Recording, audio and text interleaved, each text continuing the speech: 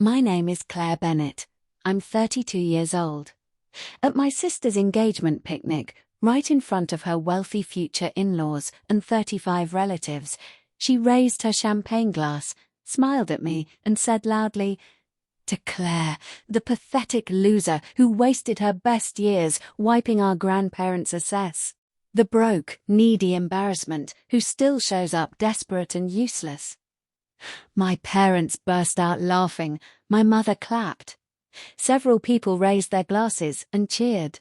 They had no idea that over the past 6 years, I had quietly sent her $127,000 to keep her fake business and perfect image alive.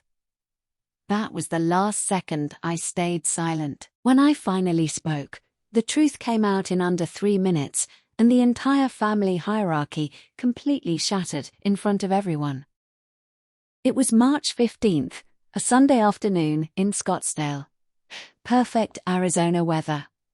My parents' backyard was staged like a magazine spread: string lights, white tablecloths, rented crystal, a photographer circling. My sister Amber had orchestrated the whole thing. This wasn't an engagement announcement, it was a performance. Her fiancé, Nathan Ashford, came from real money. His father owned a development company. His mother, Patricia, had been a CFO. This picnic was Amber's audition to prove the Bennett family belonged in their world. I'd arrived in my 2018 Honda Civic, parked between Nathan's Tesla and my father's newer Camry. I wore jeans and a simple white blouse. The whispers started immediately. Amber's friend Jessica, loud enough for me to hear. I didn't know this was casual dress code. Amber's laugh in response, musical and pointed. I walked in, carrying a $35 bottle of Malbec my mother liked. No one acknowledged it. My mother, Susan, wore a dress Amber had picked. My father, Robert, wore a golf shirt I'd later learn cost $120, a gift from Amber. They were positioned like royalty, proud, glowing. Extended family filled the rest. Aunts, uncles, cousins I hadn't seen in years. My Aunt Linda touched my arm. "Claire, still doing bookkeeping?" The pause before bookkeeping was heavy. "Yes," I said. 3 clients now. Restaurants, retail, auto repair. "Ah," she smiled. "That's nice. Keeping busy." I noticed the seating. Long table, Amber and Nathan at the head under an arch of flowers, my parents flanking them, Nathan's parents across, extended family filling the sides, and me at the far end, tucked away like an afterthought. I sat down, smoothed my napkin, watched the scene unfold like a play I'd been written out of. Nathan's side was quieter, reserved. Patricia Ashford had sharp eyes. She was evaluating, not celebrating. Our side was louder, trying harder. Then, Victor Ramos's truck pulled up. Victor owned Torres Family Restaurant on McDowell Road. I'd managed his books for 3.5 years. His wife was my mother's friend, which was why he'd been invited. He came through the side gate, carrying a better bottle of wine, apologized for being late, found a seat near the back, and caught my eye. Small nod, barely visible. Permission, validation. Proceed when ready. Amber stood first. Blush pink dress, flawless makeup, Instagram ready. She lifted her champagne glass. The photographer moved closer.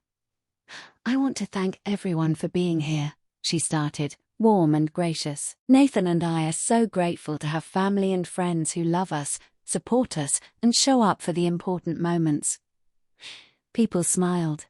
Patricia's expression was pleasant, but neutral. Amber continued. "Not everyone understands what it takes to build something real, to create a business, to maintain relationships, to show up consistently, professionally, beautifully." Her eyes found mine. "Some people are builders," she said, her smile unwavering. "Some people understand ambition, drive, the willingness to do whatever it takes to succeed." She paused for effect. "And some people are content to watch, to coast, to show up broke and desperate and hope someone else will carry them. My mother shifted, anticipatory. Amber raised her glass higher. To Claire, the pathetic loser who wasted her best years wiping our grandparents' asses. The broke, needy embarrassment who still shows up desperate and useless. This one's for you. My father laughed first, short, uncomfortable. He was signaling to the Ashfords that the Bennets had humor, sophistication, tough love. My mother's applause followed, performative, trying to show we could laugh at ourselves. The extended family read the room and laughed too. Aunt Linda, Uncle Frank, Cousin Kyle, 18 people clinking glasses, chuckling. But Trevor's side was silent. Patricia's smile had frozen. She wasn't laughing. Neither was Nathan. A line divided the table. Bennet's laughing on one side, Ashford's in uncomfortable silence on the other, and me, at the end, holding my champagne flute. The nickname hit hardest. Claire was what I was, but she'd called me something else. A diminutive nobody used except her, only when she wanted to make me smaller. Phones came out, 3 people recording. This would be on Instagram within the hour. I set down my glass, stood up slowly, let the movement draw attention. The laughter died in sections like dominoes falling. First, the people nearest me, then the middle, then those closest to Amber, until it was silent. 35 people watching me, waiting to see if I'd cry or leave or shrink. I unlocked my phone, pulled up my banking app, then my notes app where I'd been tracking something for a very long time. My voice came out level, no shake. That was a beautiful toast, Amber, very specific. I looked around the table, my mother, my father, Nathan, Patricia. Since we're talking about who shows up, broke and needy, let's talk specifics. Patricia sat forward slightly. Nathan's hand found Amber's under the table, not romantic, anchoring.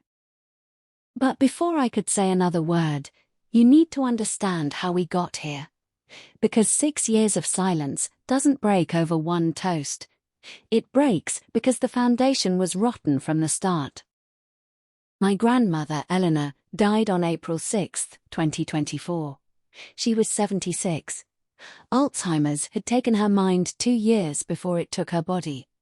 By the end, she didn't recognize anyone except me, and even that was fleeting. My grandfather, Harold, had died 6 months earlier. Same disease. I was with both of them until the end. The funeral was small. I'd planned everything, chose the music, wrote the obituary, coordinated with the funeral home. My parents attended, stayed 3 hours, left before the reception because my mother had dinner plans. Amber came for 2 hours, said she had a client meeting. I saw her Instagram story that evening at a nail salon.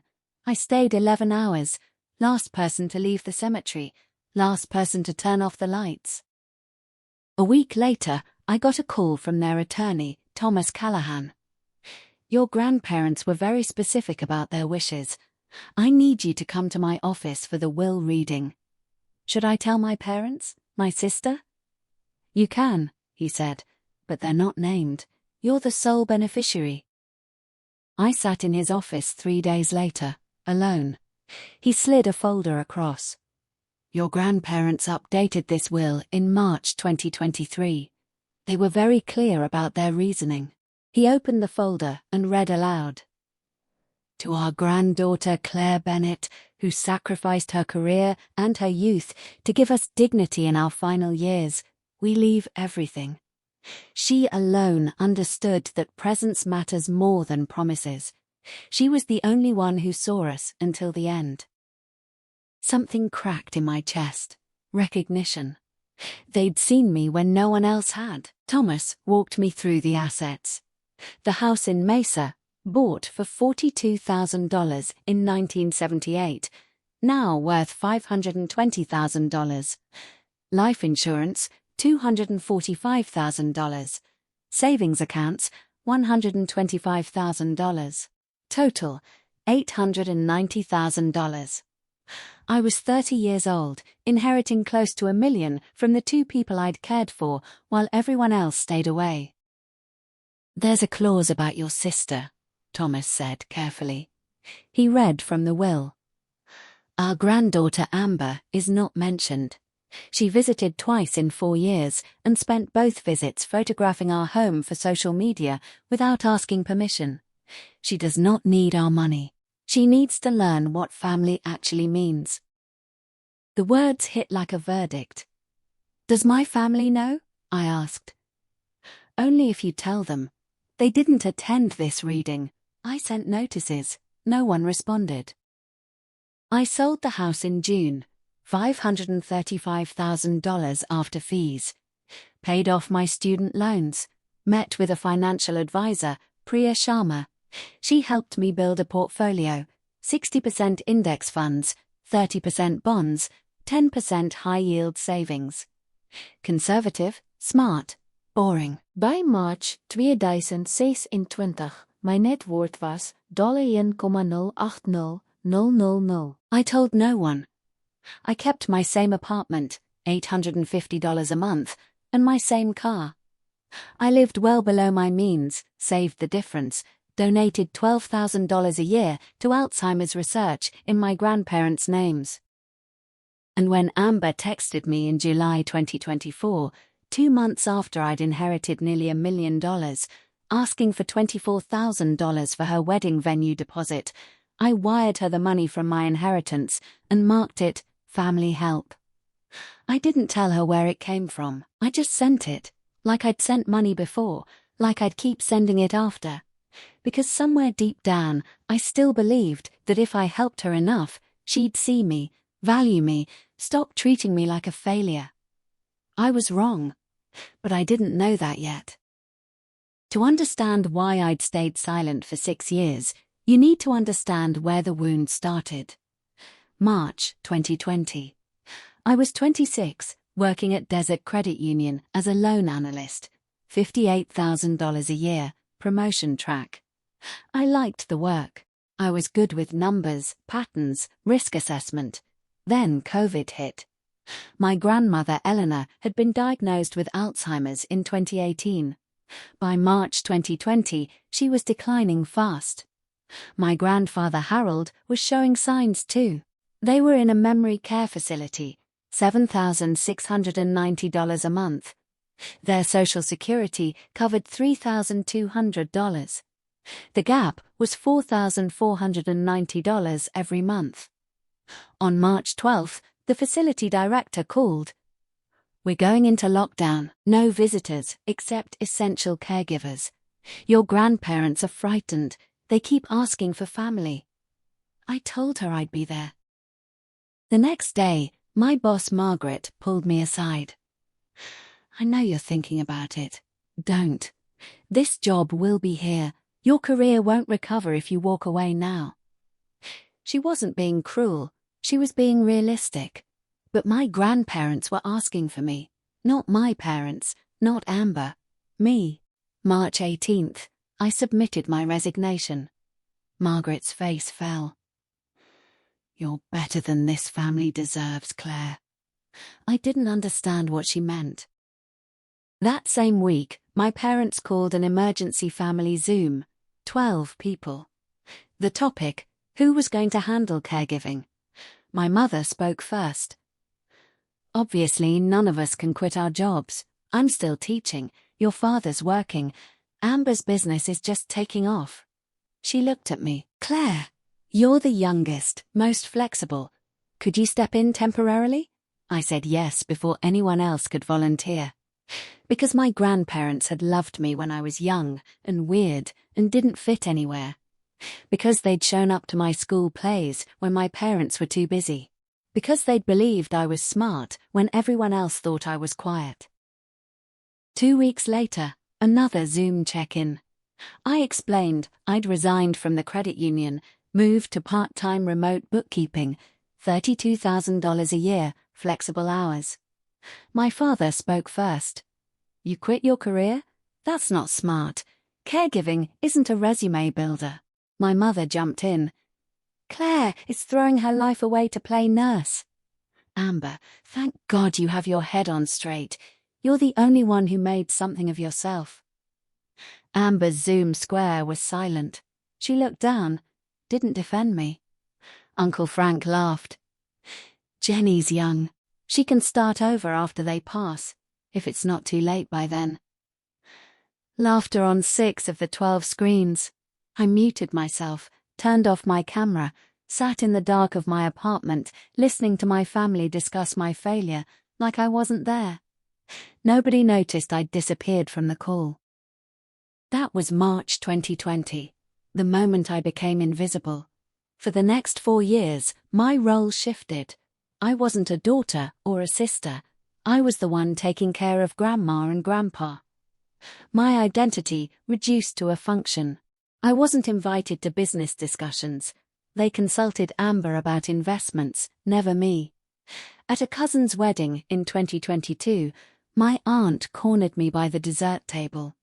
So, Claire, still with the grandparents? When do you think you'll get back to real life? Real life. Like caregiving was rehearsal. Like love was a detour. So yes, 6 years of loans. Because after you've been told you're a failure, after you've been erased, reduced to a function instead of a person, you'll do almost anything to prove you matter, even if it means becoming a bank for the sister who calls you pathetic. June 2021, 14 months into caregiving. My phone buzzed at 11 p.m. Amber's text was long, desperate. I need help. My business is in trouble. Vendors are threatening to sue. I owe $48,000. If I don't pay at least $35,000 by Monday, they're taking me to court. You're the only one who won't judge me. Mom and Dad think I'm doing great. I can't let them know I'm failing. Please, I'll pay you back by Christmas. I promise.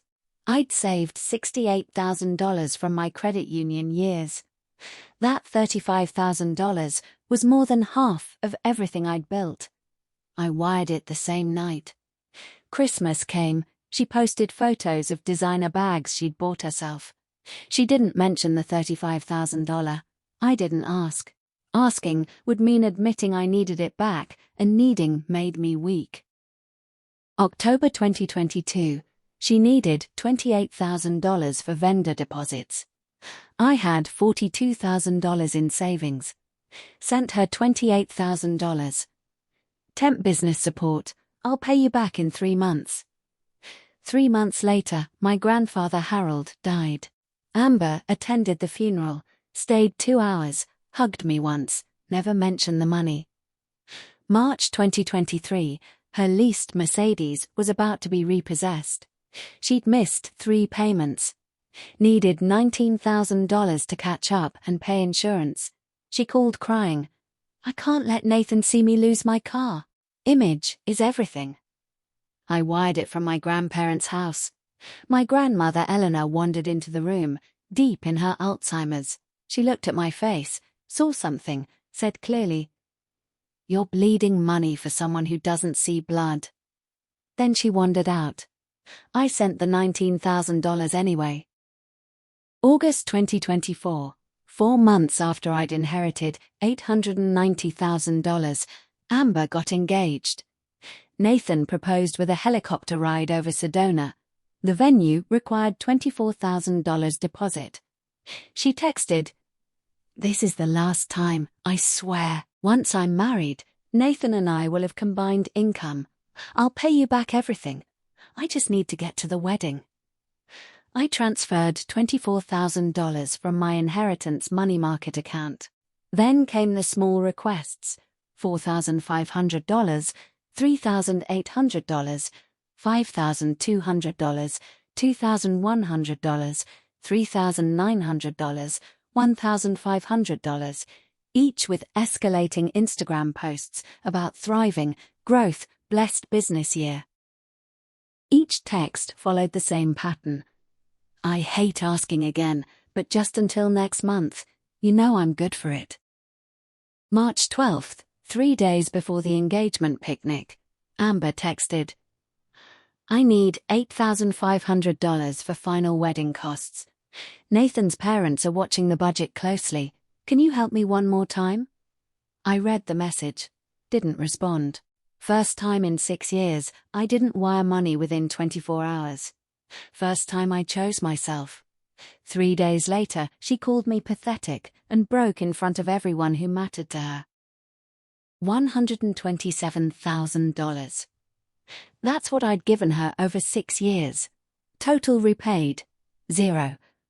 And the woman who owed me the down payment on a house just called me broke and needy in front of her future in-laws.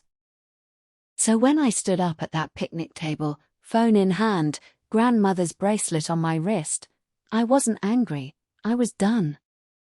Since we're being specific, I said, calm and clear. Let's be specific. I opened my notes app. Amber, do you remember June 14th, 2021, around 11:30 at night? Her smile faltered. I turned my phone so the people nearest me could see. Read her text out loud. You're the only one who won't judge me. Mum and Dad think I'm doing great. I can't let them know I'm failing. Please, I'll pay you back by Christmas, I promise. I looked up, made eye contact with my mother. That night, I wired you $35,000. You said you'd pay me back by Christmas. Christmas 2021. Christmas 2022. Christmas 2023. Christmas 2024. Christmas 2025. 5 Christmases, 0 repaid. My father started to stand. I raised my hand, gentle but firm. Dad, let me finish. This is 6 years overdue. He sat back down. I pulled out a napkin by my plate. I'd prepared, written it all down. October 19th, 2022. $28,000. Venmo shows the transaction. Note says, temp business support. 16 months later, still temporary. I kept going. March 2023, $19,000 to stop your Mercedes from being repossessed. August 2024, $24,000 for the venue deposit we're celebrating today. November, $4,500. December, $3,800. January, $5,200, $2,100. February, $3,900, $1,500. I was reading like a quarterly report, methodical, unemotional, devastating. Total, $127,000 over 6 years. She has repaid 0. I looked at my mother, my father, the 18 relatives who'd laughed. And today in front of you, she called me broke and needy. You all laughed. You thought it was funny. The broke, needy sister. That's me. That's what you see. Victor Ramos stood up from his seat near the back fence. Every head turned. I'm sorry to interrupt, he said, steady and respectful. I'm Victor Ramos. I own Torres Family Restaurant. I'm one of Claire's clients, and I'm the most successful I've been in 22 years of business because of her. He walked closer, stood beside me. I hired Claire in September 2022 as a bookkeeper. Within 6 months, she'd reorganized my entire financial system, identified expenses I didn't know were bleeding me dry, got me $180,000 in SBA funding, cut my food costs by 18%, increased my revenue by 31%. I went from barely making payroll to considering a second location. He pulled out a business card, handed it to my father. She charges me $70 an hour. I'd pay double. She's the most financially disciplined person I've ever met. He paused. Stanley Mitchell at Mitchell's Hardware. Claire found him $72,000 in unclaimed rebates he'd missed. He's retiring next year because of her. Miguel and Rosa Chavez at the auto shop. She increased their profit margin by 24%. He looked at Amber. I know your business. Enchanted Events, right? You owe Peak Valley Flowers $42,000. They mentioned it last month, said you've been ghosting their calls. Amber's face drained. Victor nodded to me. Tuesday morning, 7 a.m., I'll bring the good coffee. He walked back to his seat. The silence after he spoke was different, heavier, more ashamed. Someone outside the family had just defended me with specifics, with proof, with professional credibility. Now they had to reconcile that person, that competent, valued, respected professional, with broke, needy me. Patricia Ashford set down her champagne glass with deliberate precision. Amber, she said, her voice corporate and calm. 2 weeks ago, I asked you for financial transparency before the wedding.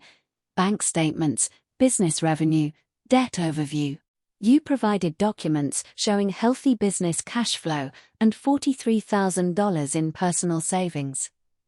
She pulled out her own phone. I spent 30 years as a CFO. I had your statements verified by a forensic accountant. Your statements were creative. Now I understand why. Nathan stood up, voice shaking. You faked bank statements to my mother? Amber reached for him. He stepped back, physically moved away from her touch. Patricia wasn't done. Total wedding budget is $85,000. Our family is contributing $60,000. Your parents were supposed to contribute $25,000. You told us your family had already handled that. Your sister just revealed she paid the $24,000 venue deposit. Where's the other $26,000? Or was Claire supposed to cover that too? My father spoke quietly, defeated. We don't have $26,000. We pledged $20,000, but we haven't. My mother shook her head. They'd committed to money they didn't have, expecting Amber to cover the gap. Nathan was staring at Amber like he'd never seen her before. The business debt Claire mentioned, $86,000 to vendors. Is that real? Amber was crying now, mascara running. I was going to fix it after the wedding with our combined income. That's not an answer, Nathan said. Is it real? She nodded. Jesus Christ, Amber, what else haven't you told me? Patricia touched Nathan's shoulder. We need to talk privately. Now.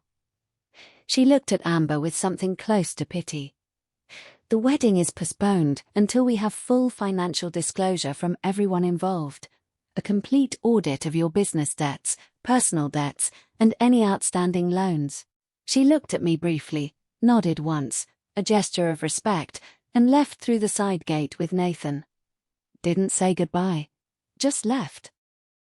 Amber tried to follow. Nathan. He held up his hand, didn't turn around. Don't. Not yet. They were gone. Amber stood alone near the flower arch in her Instagram perfect dress, mascara running, engagement ring suddenly heavy.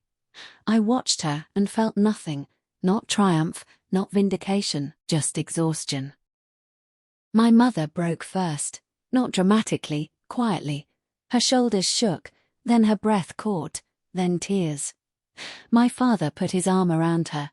She pulled away like she didn't deserve comfort. She looked at me across the table, her face destroyed. I called you a nurse, like it was an insult. I said you were throwing your life away. You were caring for my parents, while I did what? Lunches with Amber? Book club? Her hands were shaking. I left her funeral early. I didn't even stay. I remembered the 2020 Zoom call, my mother's exact words. Claire is throwing her life away to play nurse. Amber, thank God you have your head on straight. You're the only one who made something of yourself. 12 people on that call. I'd sat there muted, camera off, listening to my mother choose my sister over me in real time. You looked at me through that screen, I said now, quiet but clear. And you didn't argue. You just took it, all of you. My father had been silent through all this. He'd opened his mouth 4 times. Nothing came out. He was wearing the golf shirt Amber had bought him with my money, part of the $4,500 she'd borrowed for cash flow. He was literally wearing my generosity while having laughed at my supposed poverty. "Dad," I said. His eyes snapped to mine. "You taught me to work hard and stay humble. I did both. You forgot to teach me that humility shouldn't look like invisibility." He flinched. "You taught me duty, then judged me for choosing it." He looked down at the golf shirt, really looked at it. "Nice shirt, Dad. Did Amber tell you it cost $120? Or that she bought it 3 days after telling me her business couldn't make payroll?" He pulled at the collar, wanted to take it off, couldn't. Finally, he spoke, rough and broken. "I owe you an apology." "You owe me 6 years of them," I said. "Start with March 2020. When's the last time you asked me about my life? Not, how are the grandparents, but what I wanted, what I was building, who I was becoming." He couldn't remember. "You raised me to be strong, then punished me for not being weak enough to need you." Aunt Linda said it out loud. "You taught her to be self-sufficient, Robert, then made her feel like a failure for not asking for help." My father reached for my hand. I pulled back. "Not yet, Dad. You don't get to touch me until you see me." Amber came back to the table, sat down across from me. Her makeup was ruined. She looked younger suddenly, less performed. "You're right," she said, voice small and raw. "I owe you $127,000. I lied to Nathan. I lied to his family. I've been lying to everyone for years." She looked at our parents. "I'm not successful. My business has been failing since 2022. I owe $86,000 to vendors I've been ghosting. $43,000 in credit card debt. 2 months behind on my car lease. No new clients in 4 months. Every Instagram post about thriving. Lies. I edited bank statements, moved money between accounts to photograph the balances. The Mercedes costs me $6,900 a month. My actual monthly business income last year averaged $2,600. She was listing her collapse like a confession. I've been covering the gap with Claire's loans and credit cards I can't pay off. My father asked quietly, "Why didn't you just get a regular job?" Amber laughed, bitter and broken. "Because that would mean admitting I failed. That would mean showing up as the sister who wasn't special." She looked at me. "You made it look so easy to not care what people think. I care. I've always cared. I just wanted to be someone." "Why did you keep giving me money?" she asked. "Any time in 6 years, you could have said no. Why didn't you?" I thought about it, really thought. "I gave you money because I loved you," I said finally. "I stopped responding 3 days ago because I finally loved myself more. You didn't just take my money, you took my dignity. Every time you called me broke while spending my loans, you took a piece of me." I pulled the gold bracelet off my wrist, the one grandmother Eleanor had given me, and put it back on tighter. "I'm done being your bank. I'm not done being your sister. But you have to meet me as an equal, not an ATM." Aunt Linda asked the question everyone was thinking. "Claire, how did you have $127,000 to loan? You were working part-time." She trailed off. "Unless what?" I asked. "Unless I wasn't actually broke." I looked around the table. "You all assumed. I never said I was struggling. You decided I was because I wasn't performing well the way Amber does." I gestured to my clothes, jeans, white blouse, sneakers. "This outfit cost $123 total. Target, Kohl's, Nike outlet. Comfortable, functional, not poverty. Choice." My father spoke. "Where did you get that kind of money?" "My name is Claire," I said firmly, "and I inherited it. April 2024, when grandmother Eleanor died, there was a will reading. The lawyer sent notices to everyone. No one showed up except me." I looked at my parents. Grandma and Grandpa left everything to me, the house, life insurance, savings. total $890,000. My mother gasped, covered her mouth. They updated their will in March 2023. The language was very specific. To Claire Bennett, who sacrificed her career and her youth to give us dignity in our final years, we leave everything. She alone understood that presence matters more than promises. Amber isn't mentioned in the will. Neither are you. They specified why. Our granddaughter Amber visited twice in 4 years and spent both visits photographing our home for social media. She does not need our money. She needs to learn what family actually means. I continued. I sold the house in June 2024, $535,000 after fees. Paid off my student loans. Invested the rest with a financial advisor, 60% stocks, 30% bonds, 10% cash. Conservative, smart, boring. As of March 2026, my portfolio is worth $1,080,000. The number landed like a physical object. My mother whispered, "You're a millionaire." I'm a person who made good decisions and got lucky with timing, I said. But yes, I'm 32 years old with just over $1 million in net worth. I could retire at 45 comfortably, or keep working because I actually like what I do. I chose the apartment, the simple car, the quiet life. Nobody forced poverty on me. I chose contentment over performance. Uncle Frank spoke. Why didn't you tell anyone? We would have treated you differently.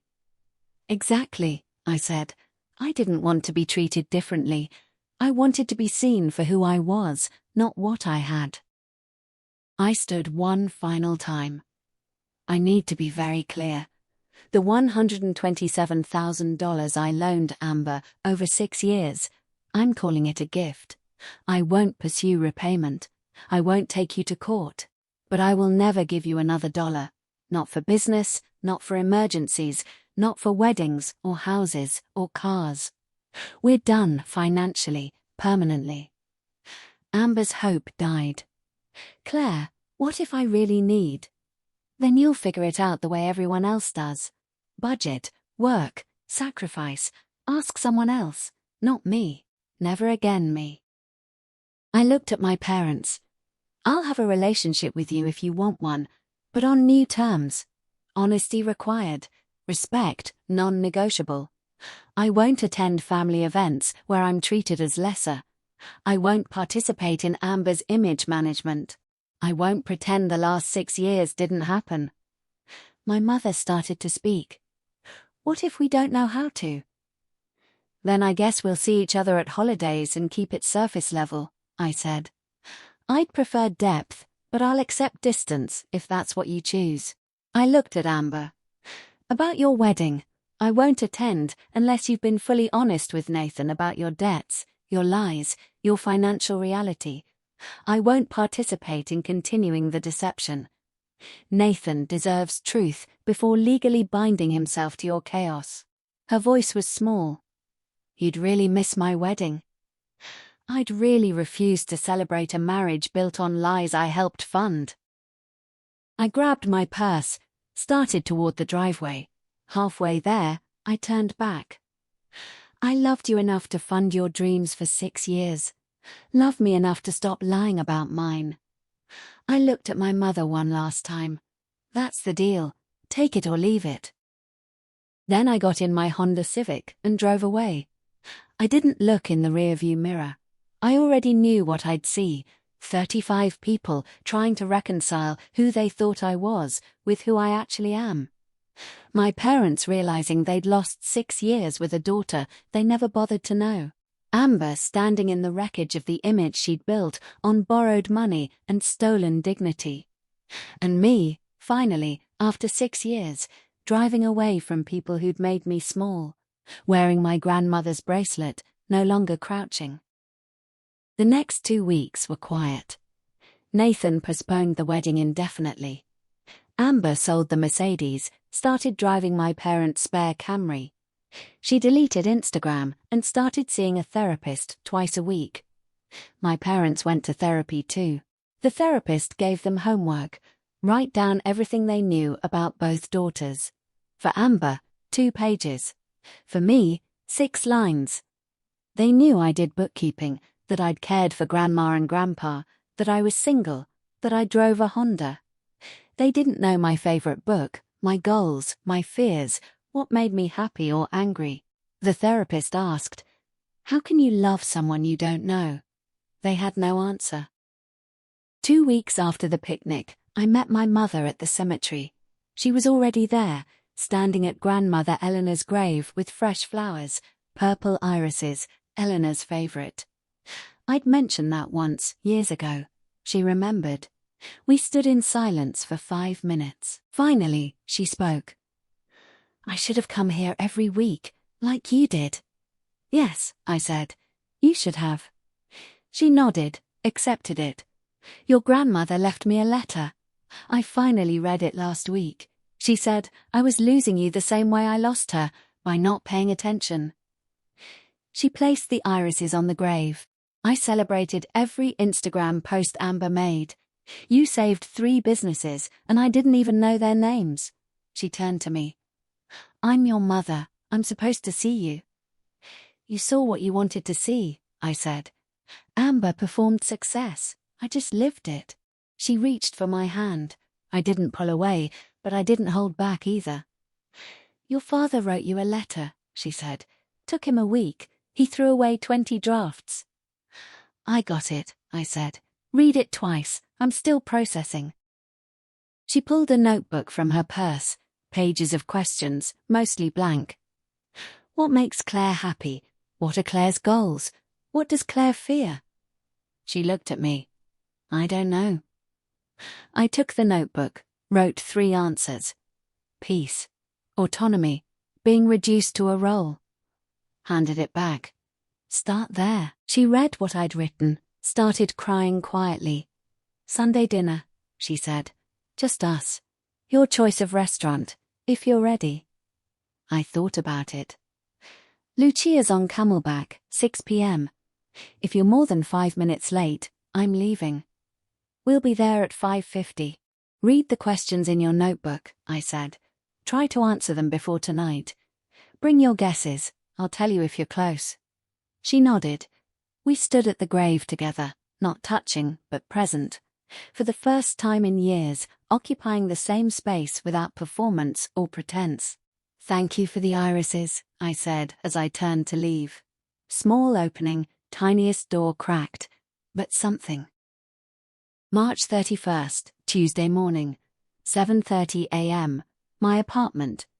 Morning light through the blinds, coffee brewing. I sat at my kitchen table with my laptop, personal finances, retirement projections, my $12,000 annual donation to Alzheimer's research. Everything organized, intentional, peaceful. My phone buzzed, an email from Victor. "Client referral for you. Friend needs bookkeeping. Interested in a 4th client? No pressure." I texted back. "Send details. Coffee this morning. Still on?" 3 dots then. "Absolutely. 7 a.m. sharp. I'll bring the good stuff." Another notification. A text from my mother. "Dinner tonight went well. Thank you for giving us a chance. Your father wants to arrive at 5:50 next Sunday. He's afraid of being late." I smiled. Small, private. A 3rd text, from Amber. "First contact in 2 weeks. I know I don't deserve a response. Just want to say thank you. Not for the money, for the boundary. Learning what I should have learned years ago." I read it twice, didn't respond immediately. Would later maybe, but it was honest finally, and that was worth something. On my desk, next to my laptop, was a photo. Me with my grandparents, Christmas 2019. Everyone laughing. Eleanor's arm around my shoulders, protective, proud. Last Christmas before her diagnosis accelerated. Last time family felt whole. I picked up the photo, looked at my grandmother's face, and said aloud, "I'm not small anymore, Eleanor. I'm exactly the size I'm supposed to be." I set it down gently, drank my coffee, looked out the window at the Scottsdale morning. Clear, bright, warm. Smiled, small, certain, free. Because after 6 years of being invisible, I'd finally stood up. After 6 years of funding someone else's dreams while being called broke, I'd finally stated my worth. After 6 years of crouching to make others comfortable, I'd finally chosen my own dignity. And the family hierarchy that had held me at the bottom shattered in under 3 minutes, just like I'd promised.